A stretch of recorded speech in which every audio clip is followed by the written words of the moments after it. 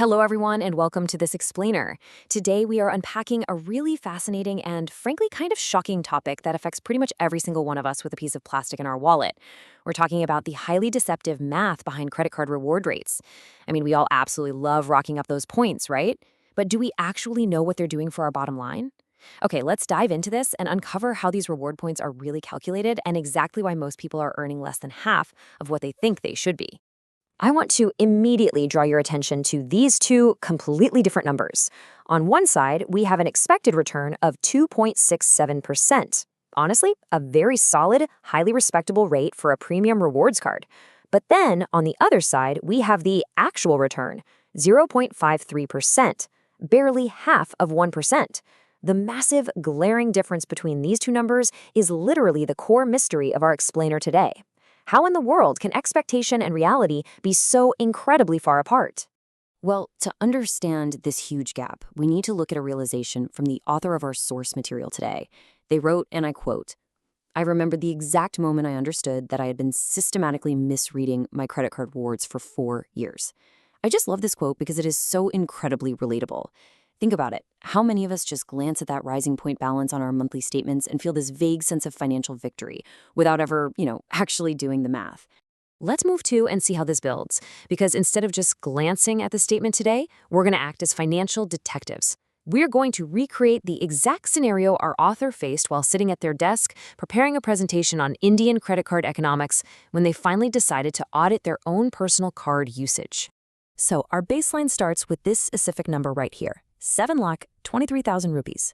That was the author's total annual spending on their HDFC Regalia Gold card over the previous year. It's a pretty substantial amount of spend, right? It's the kind of volume that you'd totally expect to generate some very serious, tangible rewards. And sure enough, when they checked their year-end statement, they were greeted by this super impressive-looking figure, 19,280 reward points, all accumulated over that 1 year. I mean, seeing a balance of nearly 20,000 points just sitting in your account definitely feels like a massive win for sure. But let's walk through the natural progression our brains take here. Step 1, you have the big annual spend. Step 2, you see those shiny 19,280 points. And step 3, well, this is where we make a crucial, totally fatal assumption. The author, like pretty much all of us, assumed a straightforward 1-to-1 rupee value. If you have 19,280 points, it feels entirely natural to just assume you essentially have 19,280 rupees of value waiting for you. And when you make that assumption, the math feels fantastic. Which brings us right to the core focus of today, why reward rates are so inherently deceptive. The math perfectly tricks the brain. The card proudly advertises that it earns 4 points per 150 rupees spent. If you assume each point is 1 rupee, earning 4 rupees on every 150 spent equates exactly to a 2.67% return. It makes total logical sense on the surface. The advertised earn rate mathematically cements the illusion that those points are worth almost 20,000 rupees. But then, the author did something most of us put off doing until we absolutely have to. They opened the redemption catalog. This right here is where that enthusiastic feeling of being a savvy premium cardholder comes to a sudden, really stark halt. Because the redemption catalog is where the real math lives. So the crucial point is, here is the gut punch reality. 1 HDFC reward point is absolutely not worth 1 rupee. When you actually try to convert it to a straightforward statement credit to pay off your balance, 1 point is worth exactly 0.20 rupees. Yep. Just 20 peso. That is the harsh reality of the actual conversion rate. When we look at a direct side-by-side comparison, the damage is just undeniable. That assumed point value of 1 rupee drops instantly down to 20 paise, meaning that impressive-sounding 19,280 points, poof, it shrinks down to a mere 3,856 rupees when converted to actual statement credit. Okay, now we have to run the real equation. You take the actual tangible reward value of 3,856 rupees and you divide it by that massive 7,230,000 rupees of initial spending required to get it in the first place. The true effective reward rate comes out to 0.53%, not 2.67%, honestly, not even 1%. It is barely 0.5% of actual value returned on the money spent. And this brilliantly illustrates the entire concept we are unpacking today. The massive gap between the advertised feeling of a premium card, the illusion of a nearly 3% return, and the cold, hard reality of earning 0.5%.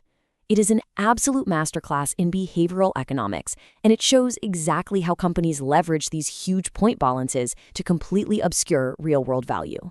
The author summed up the feeling perfectly, saying, "For 4 years, I had been congratulating myself on having a premium rewards card without ever calculating what those points were actually worth in rupees. It's funny, but man, it is painfully true.